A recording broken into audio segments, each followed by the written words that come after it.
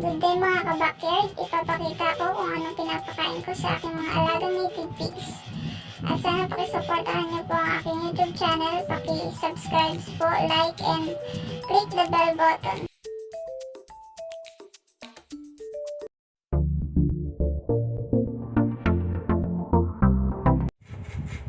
Ito po mga ka-backyard ang pinapakain ko sa native pigs ko. Sapal ng taho.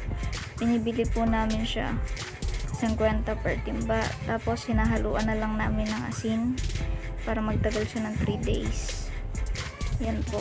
Mas mura po yan kaysa po kung bibili kayo ng mga commercial feeds.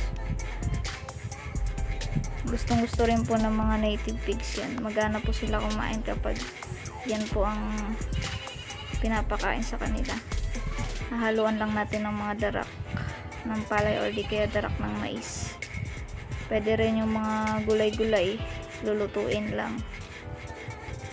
Yan, ilalagay po natin siya sa container na malinis para po hindi siya agad mapanis.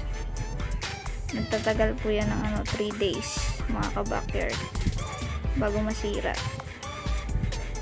Sulit po yan pag ganyan po ang pinakain yung makakatipid po kayo sa pagpapakain sa mga native pigs natin. Ito po mga ka-backyard, binigyan ko na sila ng sapal ng taho. Nilagyan ko lang ng tubig. Ayan po, sarap na sarap po sila. Sobrang gana po nila kumain.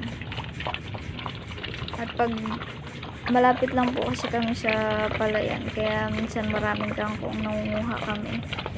Binibigay din po namin sa kanila. Malulusog po sila kapag ganyan po ang kinakain nila. Ngayon mga ka-backyard, tapos na po silang kumain, busog na sila. At makikita naman natin na malusog sila.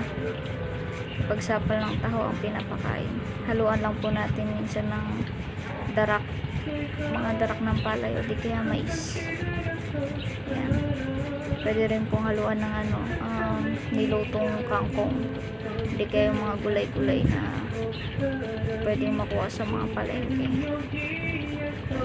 Kikita po kayo kapag ganyan, hindi magastos sa pagkain.